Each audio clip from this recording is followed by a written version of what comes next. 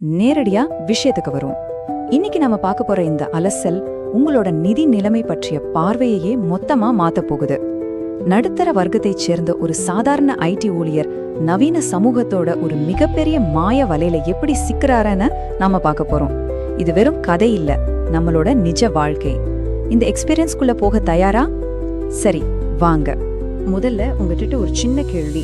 உங்க ஆபீஸ்ல விலை உயர்ந்த கார், லேட்டஸ்ட் ஐபோன், பிராண்டட் வாட்ச்னு கெத்தா சுத்துறவங்க உண்மையான பணக்காரங்களா, இல்ல ரொம்ப சாதாரணமா பழைய போன் வச்சுட்டு எந்த பந்தாவும் இல்லாம அமைதியா இருக்கிற உங்க சக ஊழியர் பணக்காரரா?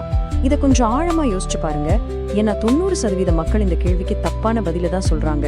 வெளியில தெரியற அந்த பகட்டை வச்சு நம்ம நிறைய நேரங்கள்ல ஏமாந்துடுறோம். அது ஏன் அப்படிங்கறத இப்போ ஒரு தத்ரூபமான உதாரணத்தோட பார்ப்போம். விக்ரம், அரவிந்த் ரெண்டு நெருங்கிய நண்பர்கள்.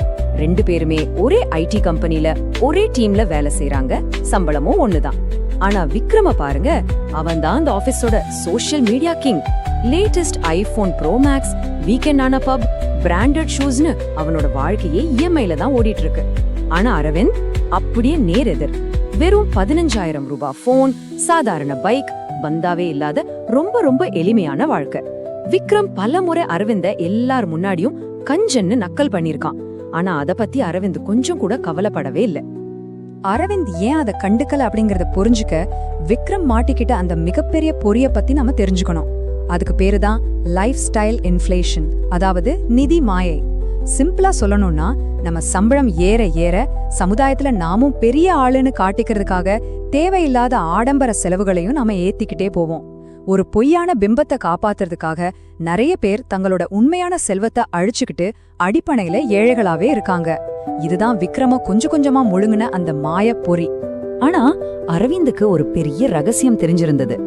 உலகத்தோட டாப் 1% பணக்காரர்கள் சத்தமில்லாம ஃபாலோ பண்ற ஒரு ரூல் அது. அதுதான் குவைட் வெல்த், அதாவது அமைதியான செல்வம். தங்களோட வாழ்க்கை தரத்தை, அதாவது ஆடம்பரத்தை உயர்த்திக்காம தங்களோட சொத்துக்களின் தரத்தை சத்தமில்லாம உயர்த்துறது. ஊரை நேமாத்த பணக்காரனா நடிக்கிறத விட நிஜமாவே பணக்காரன் ஆகணும்னு அரவிந்த் அன்னைக்கே ஒரு ஸ்ட்ராங்கான முடிவு எடுத்தான். அந்த ஒரு முடிவு தான் அவனோட வாழ்க்கையே முற்றிலுமா மாத்த போகுது. அப்படியே காலம் வேகமா ஓடுது. அவங்க ரெண்டு பேரோட பாதைகளும் எப்படி மாறுச்சுன்னு கவனிங்க. விக்ரம் தன்னோட அந்தஸ்தை காட்டிக்கிறதுக்காக மேலும் மேலும் இஎம்ஐல கேட்ஜெட்களை வாங்கி வீக்கெண்ட் பார்ட்டிகள்னு தன்னோட கடனை கழுத்து வரைக்கும் கொண்டு வந்தான். ஆனா அரவிந்த், விக்ரம் இஎம்ஐ கட்டின அதே பணத்தை ரொம்ப அமைதியா பங்குகளிலும் மியூச்சுவல் ஃபண்டுகளிலும் முதலீடு செஞ்சான். விக்ரம் பார்ட்டி பண்ண நேரத்துல அரவிந்த் தனக்கான ஒரு சைட் பிசினஸ் உருவாக்கினான். ரெண்டு பேரோட வருமானமும் ஒண்ணுதான், ஆனா அந்த பணத்தை அவங்க கையாண்ட விதம் முற்றிலும் வேற. 5 வருஷம் இப்படியே கடந்து போகுது. இப்போ கொஞ்சம் கற்பனை செஞ்சு பாருங்க. திடீர்னு ஒரு பேரிடி. அமெரிக்க பொருளாதார வீழ்ச்சியால அவங்க ஐடி கம்பெனில சடனா ஒரு லே ஆஃப் அனௌன்ஸ் பண்றாங்க. ஒரே நாள்ல விக்ரம், அரவிந்த் ரெண்டு பேரோட வேலையும் பறி போகுது. ஆபீஸே அப்படியே ஸ்தம்பிச்சு நிக்குது. ரொம்ப பாதுகாப்பான வாழ்க்கைன்னு நினைச்சிட்டு இருந்த எல்லாமே ஒரே நொடியில தலைகீழா மாறுது. வேலை போன அந்த அதிர்ச்சியில விக்ரமோட முகத்துல ஒரு கடுமையான பயம். அந்த இருண்ட சூழ்நிலைய, அவனோட அந்த பீதியை நீங்க புரிஞ்சிக்க அவனோட நிதி நிலைமைய கொஞ்சம் கணக்கு போட்டு பாப்போம். அடுத்த மாசம் அவன் கட்ட வேண்டிய கார் இஎம்ஐ 40,000 ரூபாய், ஐபோன் இஎம்ஐ 8,000. அது மட்டும் இல்லாம கிரெடிட் கார்டு பில் 1 லட்சம் ரூபாய் நிக்குது. ஆனா அவனோட பேங்க் பேலன்ஸ் வெறும் 12,000 ரூபாய் மட்டும்தான். அடுத்த மாசம் சாப்பாட்டுக்கே வழி இல்லாத ஒரு மூச்சு திணற வைக்கும் நிலைமையில விக்ரம் உடைஞ்சு போய் உட்கார்ந்துருக்கான். அவனோட அந்த பகட்டான வாழ்க்கை அவனை எவ்வளவு பெரிய இருட்டுல தள்ளி இருக்குன்னு இந்த எண்கள் நமக்கு ரொம்ப தெளிவா காட்டுது. ஆனா இப்போ அரவிந்தன் முகத்தை கொஞ்சம் பாருங்க. எந்த ஒரு பதற்றமும் இல்ல, ஒரு முழுமையான அமைதி. ஒரு சொட்ட வேர்வை கூட அவன் முகத்துல இல்ல. ரொம்ப கேஷுவலா சப்தம் இல்லாம தன்னோட லேப்டாப்பை பேக் பண்ணிட்டு கிளம்ப ரெடி ஆகுறான். விக்ரமோட அந்த பயங்கரமான பீதிக்கும் அரவிந்தோட இந்த அசாத்தியமான அமைதிக்கும் இடையில இருக்கிற வித்தியாசம் உண்மையிலே நமக்கு ஒரு மிகப்பெரிய மலைப்பை ஏற்படுத்துதில்ல? விக்ரமால இதை தாங்கிக்கவே முடியல.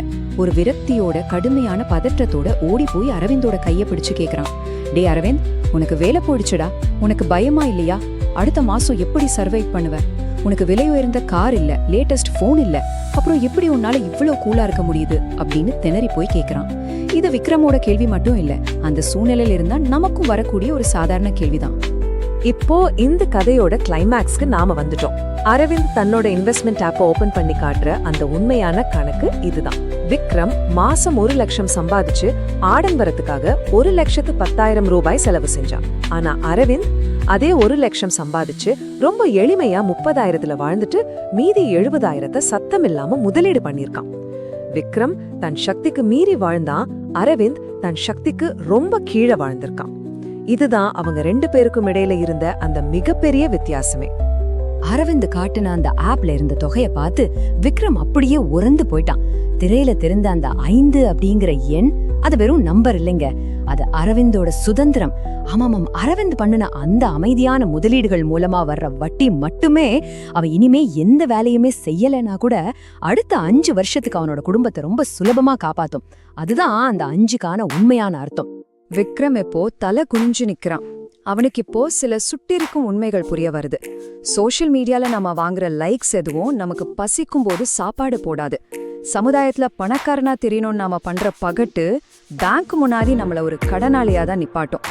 ஆனா உலகம் நம்மள ஏழையா நினைச்சாலும் பரவாயில்லன்னு உண்மையான பணக்காரனா மாறுறதுக்காக நாம பண்ற அந்த அமைதியான முதலீடு தான் இப்படிப்பட்ட இக்கட்டான சூழ்நிலையில நமக்கு முழுமையான நிம்மதியை தரும். அடுத்த முறை மத்தவங்களை இம்ப்ரெஸ் பண்ணணும் அப்படிங்கிற ஒரே காரணத்துக்காக நீங்க ஒரு ஆடம்பர பொருளை வாங்கும்போது இத கண்டிப்பா யோசிச்சு பாருங்க. நீங்க காசு கொடுத்து வாங்குறது அந்த பொருளை மட்டும் இல்ல, அதை வாங்குறதுக்காக உங்களோட நிம்மதியையும் எதிர்கால சுதந்திரத்தையும் தான் வித்துக்கிட்டு இருக்கீங்க. உங்களோட உழைப்பு ஒரு போலி பிம்பத்தை காப்பாத்துறதுக்கு தானா அப்படிங்கறத ஒரு நிமிஷம் நீங்களே உங்களை கேட்டுக்கோங்க. இந்த மொத்த அலசல்ல இருந்தும் நாம எடுத்துக்க வேண்டிய மிக முக்கியமான பாடம் இதுதான். பணக்காரனை போல் நடிக்காதீர்கள், உண்மையான பணக்காரனாக இருங்கள். நீங்க உழைக்கும் ஒவ்வொரு ரூபாயும் உங்களை சுதந்திரமாக்குதா அல்லது மேலும் ஒரு கூண்டில் அடக்கிறதா? உங்களோட உண்மையான சொத்து அப்படிங்கிறது நீங்க காட்டுற பகட்ல இல்ல, நீங்க சேர்த்து வைக்கிற அமைதியான செல்வத்துல தான் இருக்கு. இதை சிந்தித்து பாருங்கள். மீண்டும் ஒரு சுவாரஸ்யமான அலசலில் சந்திப்போம். அதுவரை உங்க நிம்மதியை பத்திரமா பாத்துக்கோங்க.